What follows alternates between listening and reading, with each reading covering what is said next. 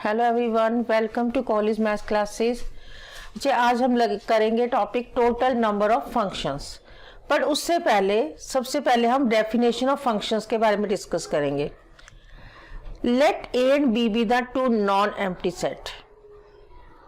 The function F from set A to set B is a rule which associate elements of set A to the elements of B such that condition क्या है कि set A के element set B के element के साथ associate है। But कैसे associate है?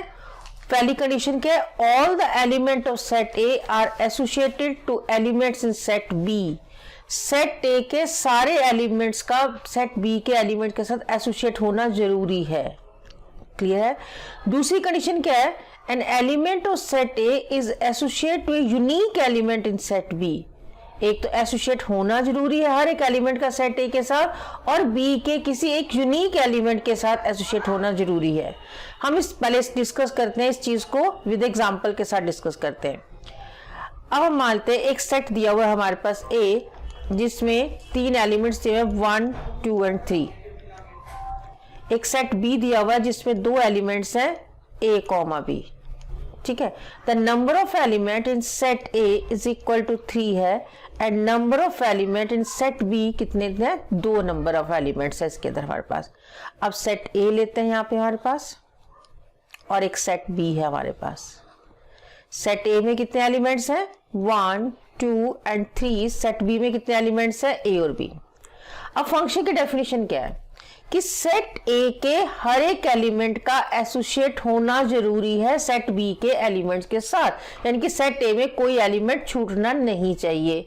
दूसरा क्या कहता था कि एसोसिएट तो होना जरूरी है, बट जो सेट A का एलिमेंट है B के किसी एक एलिमेंट से एसोसिएट हो सकता है, यानी कि सेट जो 1 है वो एक फंक्शन में A के साथ और B के साथ दोनों के साथ एसोसिएट नहीं हो सकता। 2 कंडीशन, सेट A का कोई एलिमेंट छूटना नहीं चाहिए, सेट A के सारे एलिमेंट्स को एसोसिएट होना जरूरी है, और केवल एक ही एलिमेंट से एसोसिएट होना है। तो अब देखो बच्चे, अब हम देखते हैं कि ऐसी तरह इस रूल्स को फॉलो करते हुए हम कितने फंक्शंस को जनरेट कर सकते हैं। सबसे पहले बारी आएगी 1 की, सपोज को। ठीक है, 1 के पास 2 रूट है।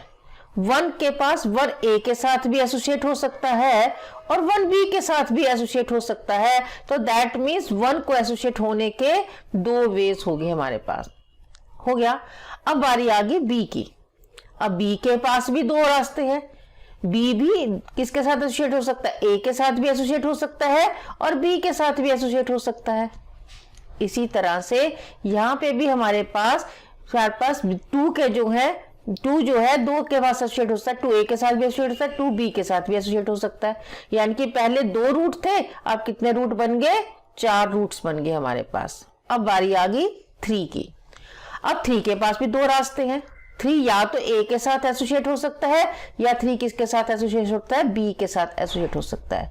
अब इसी तरह से यहाँ से भी 3A के साथ जा सकता है या 3B के साथ जा सकता है। उस पर 2 रास्ते हैं जाने के। यहाँ पे भी ऐसे ही 3A के साथ भी जा सकता है और 3B के साथ भी जा सकता है। और 2 के भी 3A के साथ एसोसिएट भी हो सकता है और 3B के साथ भी एसोसिएट हो सकता है।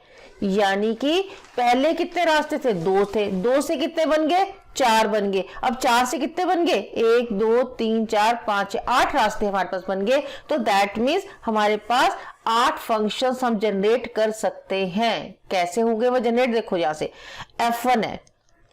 अब एक फंक्शन हमारे पास ये बन गया, ये वाला रूट हो गया ना, ये किसका फंक्शन बना दिया? F1 का रूट बना दिया। F1 में कौन कौन से आए? 1, A, 2, A एंड 3, A।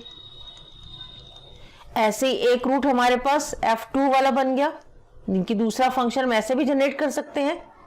ये हमारे पास क्या बन गया? F2 बन गया। F2 कौन कौन से बने? 1, A and 2, A and 3, B। इसी तरह से एक हमारे पास F3 बन जाएगा। F3 कौन सा बनेगा? 1, A, 2, B एंड 3, A। ये हमारे पास कौन सा बन गया? F3 बन गया। इसी तरह से F4 बन जाएगा। F4 कौन सा बनेगा? 1, A, 2, B and 3, B। 4 functions बन गए। ये कौन सा बन गया, F4 बन गया। इसी तरह से F5 बन जाएगा।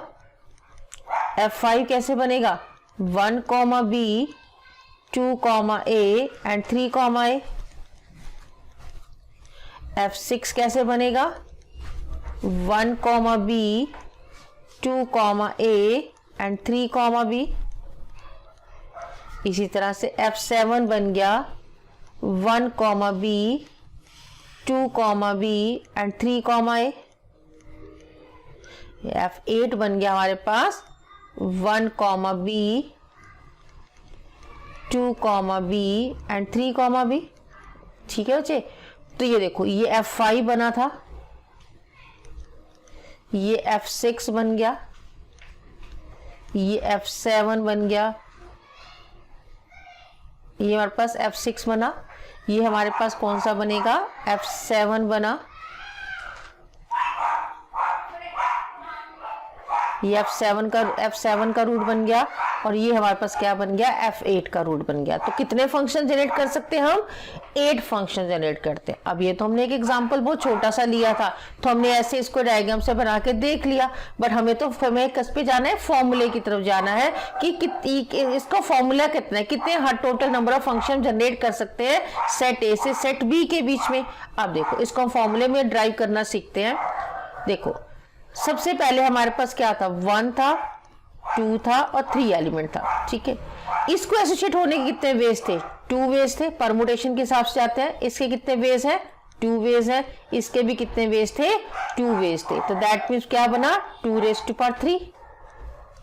ये क्या बन गया, 2⁻3 बन गया। तो दैट मीन्स अगर हम इसको जनरेट करें, फॉर्मूले के हिसाब से जनरेट करें, देखो 2 क्या था, number of element in set B, number of elements in set B, ⁻3 क्या था, number of elements in set A. देखा मुझे, तो हमने क्या किया, फॉर्मूला बना लिया टोटल नंबर ऑफ फंक्शंस का। क्या फॉर्मूला बना हमारे पास, number of element set B whole raise to power number of element set A. तो इससे हमें क्या बदलता है, टोटल नंबर ऑफ फंक्शंस कैसे जनरेट होते हैं। एक और क्वेश्चन को करके देखते हैं हम लोग।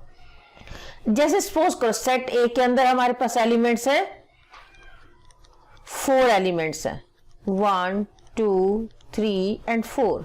ठीक है, सेट बी के अंदर हमारे पास कितने एलिमेंट्स हैं, 3 एलिमेंट्स ले लिया हमने। अब हम उसको diagram, the number of set ए है, सेट ए के अंदर number of elements, set A ये रहा आपके पास, सेट ए आपके पास ये रहा, एंड सेट बी ये है। Number of elements in set A कितने हैं, 4 हैं, and number of elements in set B कितने आपके पास, 3 हैं। अब इसी को परमुटेशन के हिसाब से करते हैं, डायरेक्ट करते हैं इसको। ये रहा हमारे पास, डायरेक्ट है, हम डायरेक्ट फॉर्मूले से करेंगे। 1, 2, 3, सेट ए के अंदर इतने एलिमेंट्स हैं, सेट ए का हर एक एलिमेंट एसोसिएट होना जरूरी है, और केवल एक ही एलिमेंट एसोसिएट हो सकता है एट ए टाइम। तो सेट ए के पास कितने रास्ते हैं एसोसिएट होने के, 3 रास्ते हैं।